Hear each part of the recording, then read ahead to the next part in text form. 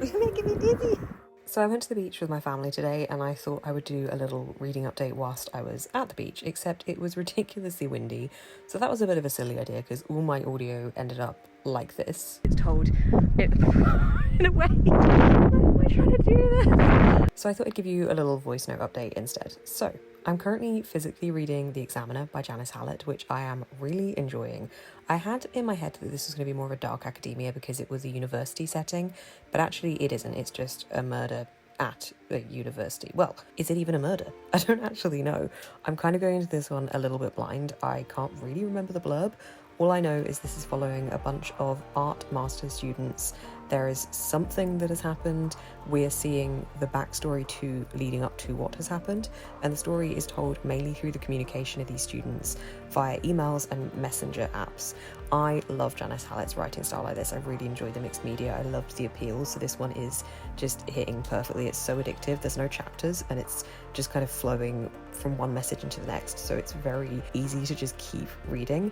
But as I said, I can't really remember what the blurb is, and I don't want to look at the blurb because I'm enjoying just going into it blind, so who knows what could happen with this one. I'm also listening to the audiobook for Katie Brent's How to Kill Men and Get Away With It, which I am enjoying a lot more than I thought I would when I started it. When I started it, I was dubious because immediately I wasn't a big fan of the main character. However, she's definitely warmed on me. We've got a little bit more of her motivations, we've got more of her context and history as a character and as to why she has become the person she is now, and I definitely am finding myself softening to her.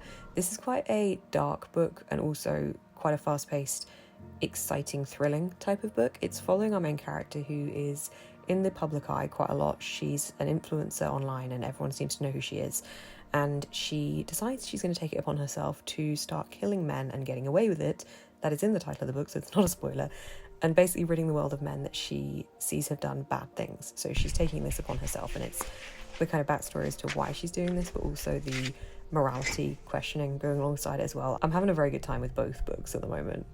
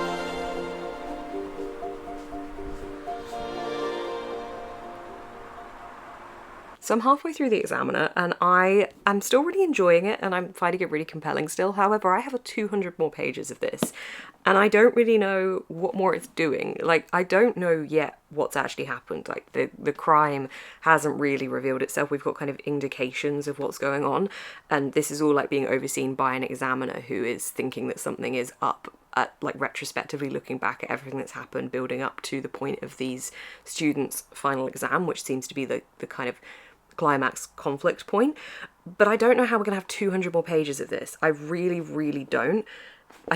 It's kind of dragging itself out a little bit and I need something to happen now. We've just got a load of different mysteries and a load of different question marks, but I need it to be a little bit more than that. I did finish How to Kill Men and Get Away With It. I haven't put it through Court Bar yet, but I feel like it's going to be around about 4.5 star, 4 to 4.5 star.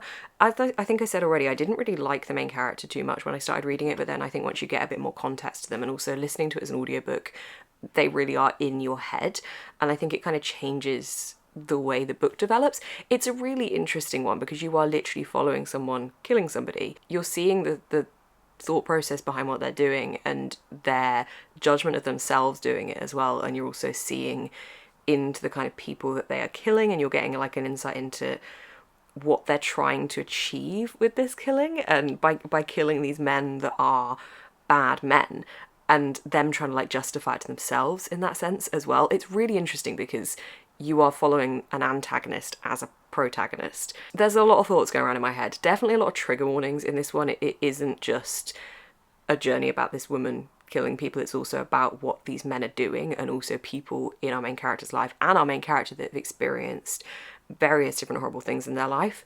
I did enjoy it a lot more than I thought I would, and I think that the audiobook was really good, very addictive. Interesting read, and I definitely would recommend it. I listened to it on BookBeat. If you want to get a free trial of BookBeat, there is a link down below. It gets you 2 months free, and you can listen to 40 hours of books. I do know these things. 40 hours of audiobooks over 2 months, so 20 hours in each month, and that gives you plenty of time to be able to listen to How to Kill Men and get away with it. And also the other one, what's the other one called by Katie Brent? The Murder After the Night Before. That's good too. I haven't listened to the audiobook, but I physically read that, but I think that's also on BookBeat. I did start Cat Lady by, can I see it on my bookshelf? Dawn O'Porter? I could just get up and have a look, but I started that as my next audiobook because that was also on BookBeat. This is following a woman who is married and has a cat and is very attached to her cat, but also like is trying to get involved in the life that she set up with her husband, and she goes to a grief group meeting for people whose pets have died, except her pet hasn't died, and it's kind of like intermittently seeing her at those meetings and also seeing her life and seeing her relationship with her cat and the people around her. Not really sure like what the exact plot of it specifically is. Again, one that I did not read the blurb for. I knew I owned it, and I knew it was on a TBR like this month or last month, I can't actually remember. So I just thought I'd dive into that one as well, and so far I'm enjoying the audiobook. I've got like 2 hours of driving today because I'm filming a cover to cover episode, so I'm going to be able to listen to quite a lot of it. I'm just whizzing through audiobooks at the moment. I'm enjoying that a lot. I think because I'm doing a lot of drawing, it's just nice to accompany it with an audiobook.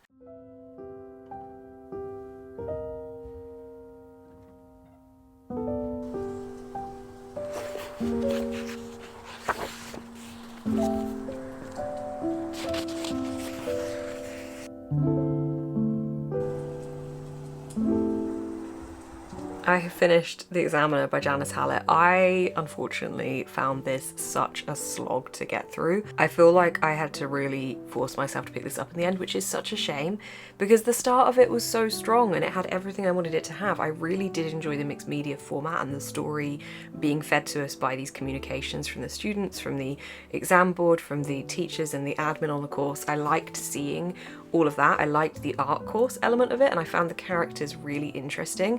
I think it did something really clever, and I can't tell you what that is because it would be a huge spoiler and it would totally ruin the way it's revealed, but they give you a little bit of information about somebody, and it's really interesting and cleverly done, that what you learn about this character, and kind of made me think back to other moments in the book I had read about that I then was able to see from a different perspective.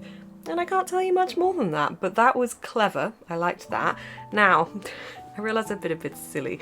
So at the start of this video, I was like, maybe there's been a murder. I don't really know what's happened. It literally says 6 students, 1 murder on the blurb. Well, on the back of the cover. But the blurb does say that they're like questioning if there's been a murder or not, like has this actually happened? So I think that's where I was feeling a little bit frustrated in the middle when we didn't really have anything established at that point. And yes, I could have just looked at the back. I think I just must have seen that and just looked straight through that to not really take it in my brain.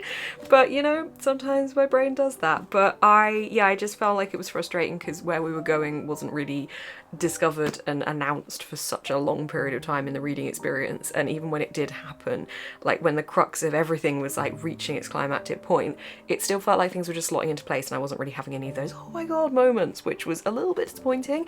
I gave it 3.5 out of 5 stars. I really enjoyed the first half. The second half just felt very slow and I didn't really feel like I was getting any big reveal moments, and it just felt a little bit underwhelming, unfortunately. I did also finish Cat Lady by Dawn O'Porter, was it? I finished that on the day I last updated you, when I was going to film cover to cover, I finished it in the car. That was a really emotional journey. It was following this woman. I know I've kind of given you information about it already, but like now I finished it, I can kind of establish a bit more of what it was about. It's following a woman who is kind of living this life she feels like she should be living, and she feels like she's good at doing what she's doing, but it isn't really the life for her, and it doesn't really fulfill what she wants from life. And it's kind of about her discovering that journey and looking at herself and trying to work out what it is she actually wants from life and what she needs to be happy, and kind of really discovering who she is in a really emotional and conflicting time for her. It was done really, really brilliantly. I gave it 4 out of 5 stars. I just think it was absolutely fantastic. I had a great time with it, and I now cannot find another audiobook to read because I read 2 really good ones, and I think the pressure is on me now to pick another excellent one. And I have so many to choose from, but I'm like, oh no, I have choice paralysis. So I'll let you know in the next vlog whatever audiobook I pick. I'm gonna wrap this up here. Thank you so much for watching. I will see you in the next one.